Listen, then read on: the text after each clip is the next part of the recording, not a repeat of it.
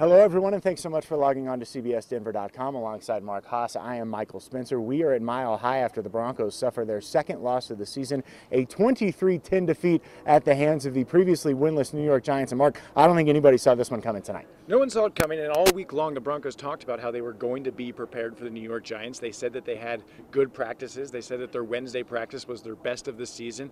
And then after the game tonight, they kind of reiterated that they felt like they were prepared. Derek Wolfe said that, last night in the team meetings today before the game, they felt like they had the right mindset. It was just a matter of once the game started, the Broncos offense kind of came out with nothing. The Giants got some points on the board. The Broncos started making more mistakes, and the next thing you know, they're playing from behind the whole night, and they just didn't have an offensive game plan that could ever really get them back into the game. Yeah, the Broncos offense really struggled, fell behind early, then had 3 turnovers, including a pick 6 from Trevor Siemian. Turnovers, especially interceptions, continue to be an issue with this team. And red zone offense, they continue to struggle there. 1 for 4 tonight, and if you go back to the last game against the Raiders, they were 0 for 4 in that game. So the Broncos now 1 for 8 inside the red zone in their last 2 games, and of course a couple missed field goals from Brandon McManus tonight didn't help either. And I think that the majority of the blame falls on the Broncos offense, but the Broncos defense had its issues as well. They've been so good against the run, stopping 4 Pro Bowlers, and then a guy named Orleans Darkwa comes into Mile High and runs for 117 yards. No one saw that coming.